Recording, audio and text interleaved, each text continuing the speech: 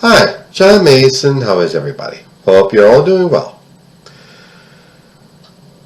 We know very recently about the racist idiot tweets that emanated from Donald Trump, that sorry-ass excuse of a president.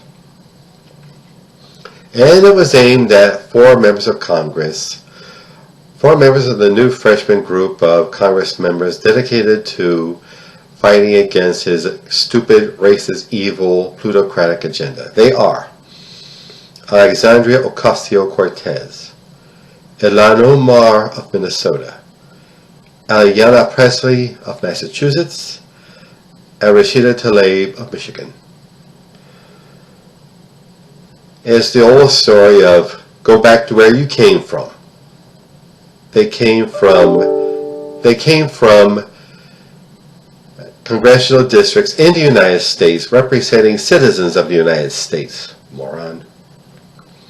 It's the old racist trope that they're not really Americans because they're people of color. And they're also women, and Donald Trump can't handle a female that he can't sexually harass or oppress or grab by the private parts. Racism is part and parcel of being Donald Trump. Donald Trump has a vast history of racism.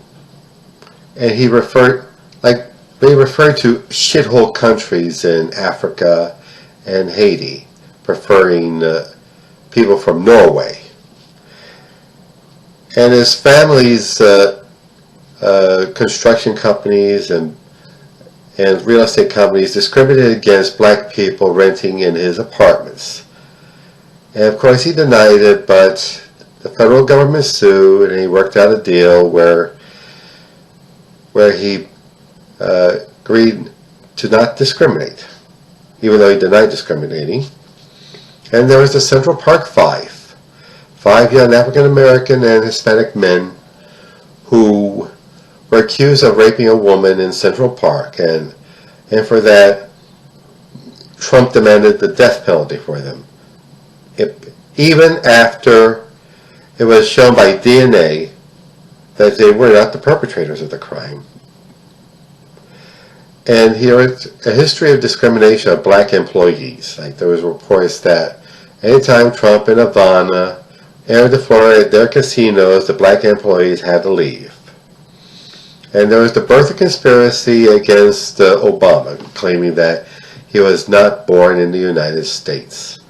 And always screaming for the birth certificate, and when they showed the birth certificate, he said that birth certificate wasn't a birth certificate.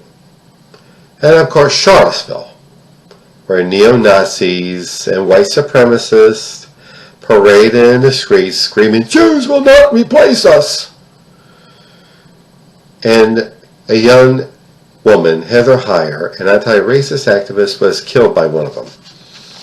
And Trump proclaimed they were fine people, very fine people on both sides. Those were his words.